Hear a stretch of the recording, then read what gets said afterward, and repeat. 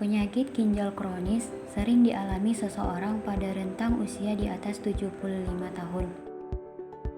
Namun penyakit ini mulai terjadi peningkatan pada usia 35 tahun ke atas. Pasien akan didiagnosa terkena ginjal kronis ketika kandungan urea dalam darah melebihi batas normal. Urea dalam darah dihasilkan dari transfer urea hasil metabolisme tubuh dari daerah yang tidak dapat diakses ke dalam darah. Meskipun penyakit ini mungkin dapat disembuhkan melalui transplantasi ginjal, namun tingginya biaya yang diperlukan dan sulitnya menemukan donor yang cocok dengan tubuh pasien membuat penyembuhan dengan cara ini tidak dapat dilakukan oleh setiap pasien. Cara umum yang dapat dilakukan untuk membantu pasien gagal ginjal adalah dengan melakukan cuci darah. Bahasa ilmiahnya disebut hemodialisis. Proses hemodialisis sendiri merupakan proses pemindahan darah yang mengandung kadar urea dan kreatin tinggi ke suatu mesin di luar tubuh agar kadar dari zat berbahaya tersebut kembali ke batas normal. Jalan proses cuci darah tersebut adalah adanya transfer urea hasil metabolisme dari suatu daerah yang tidak dapat diakses ke dalam darah sampai kadar dari zat tersebut sudah melewati batas normal. Namun, terdapat suatu permasalahan, yaitu konsentrasi urea akan melonjak. Proses dialisis dapat dimodelkan seperti ilustrasi di bawah ini. Laju sama dengan laju urea masuk dikurang laju urea keluar. Maka diperoleh persamaan diferensial, yaitu dC per dt sama dengan min K per V kali C, yang mana C merupakan konsentrasi urea di dalam darah. Namun, dikarenakan terjadinya transfer urea terus-menerus dari daerah P, yaitu daerah tidak dapat diakses ke dalam darah, maka laju urea pada darah yaitu dC per dt sama dengan laju masuk kurang laju keluar. dC per dt sama dengan min A kali P ditambah K per V kali C, yang mana P merupakan konsentrasi dari urea tidak dapat diakses. Selain itu, kita juga dapat memodelkan laju urea pada daerah yang tidak bisa diakses, yaitu dP per dt sama dengan min A kali P. Dari kedua model matematika, yaitu laju urea di daerah yang tidak dapat diakses dan laju urea dalam darah, dapat diketahui bahwa dinamika C tergantung pada konsentrasi urea dalam darah juga bergantung pada konsentrasi urea di daerah yang tidak dapat diakses. Berkebalikan dengan dinamika C, dinamika P independen. Maksudnya, dinamika P tidak bergantung kepada konsentrasi urea dalam darah. Namun, dinamika P hanya bergantung pada konsentrasi urea di daerah yang tidak dapat diakses. Kita bisa mencari solusi yang merupakan konsentrasi urea dalam daerah yang tidak dapat diakses dan konsentrasi urea dalam darah dari model dinamika P dan dinamika C yang merupakan persamaan diferensial orde 1.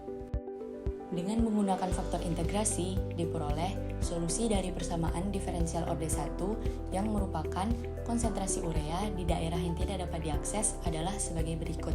Didapatkan PT sama dengan C0 E pangkat min AT.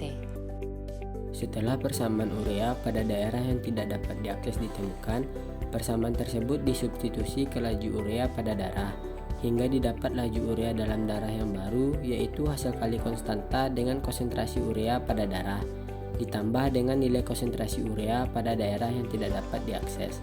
Selanjutnya, laju ini diselesaikan dengan faktor integrasi hingga didapat nilai konsentrasi urea pada daerah yang tidak dapat diakses, itu memiliki nilai yang sama dengan konsentrasi urea pada darah, yaitu 80 dikali E pangkat min 0,15 T. Dari solusi yang didapatkan, maka kita dapat melihat bahwa laju perubahan konsentrasi urea dalam darah terhadap waktu akan menurun. Selanjutnya, kita akan memisahkan perawatan dialisis berakhir setelah 110 menit. Untuk mencari masalah nilai awal, dapat digunakan C bintang T sebagai konsentrasi urea dalam darah dan P bintang T sebagai konsentrasi urea dalam daerah yang tidak dapat diakses. Pada permasalahan sebelumnya, dapat dilihat bahwa saat proses dialisis berakhir, maka K per Pi sama dengan 0. sehingga didapatkan persamaan baru yaitu DC bintang T per DT sama dengan AP bintang dan DP bintang T per DT sama dengan min AP bintang. Dialisis berakhir pada waktu T sama dengan 110. Kita mengetahui bahwa CT adalah konsentrasi urea dalam darah saat dialisis berlangsung dengan 0 kurang dari sama dengan T kurang dari sama dengan T besar. Dan C bintang T menunjukkan konsentrasi urea dalam darah untuk waktu setelah dialisis berhenti, sehingga didapatkan CT sama dengan C bintang 0.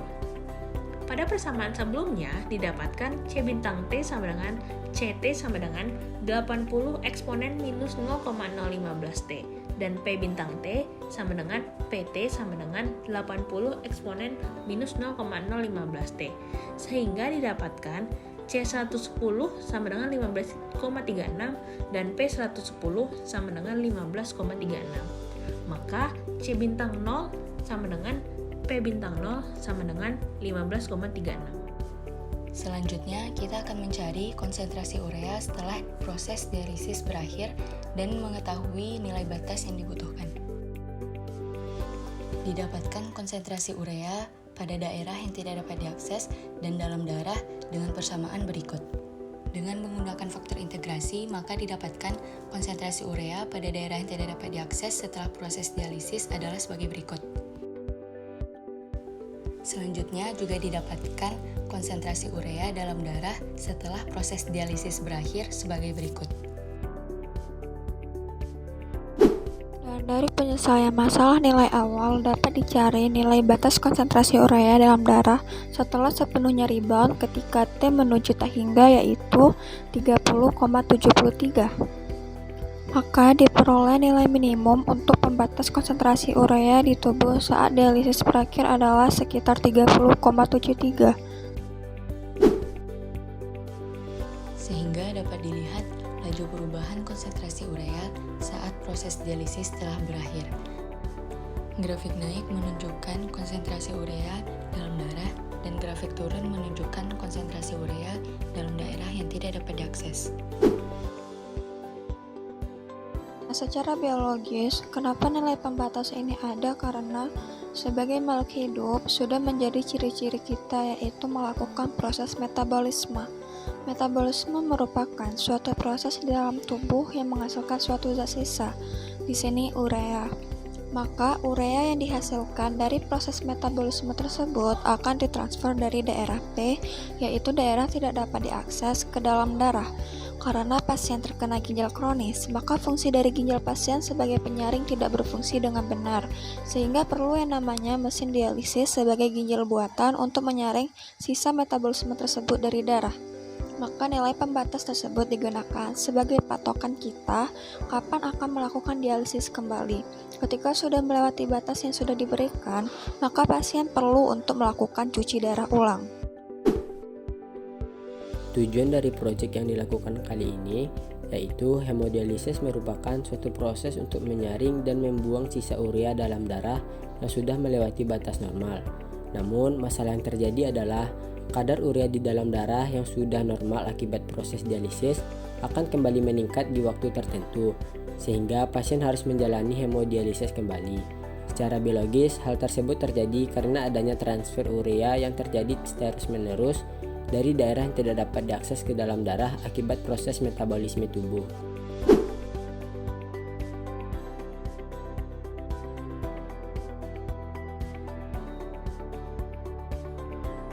Terima kasih.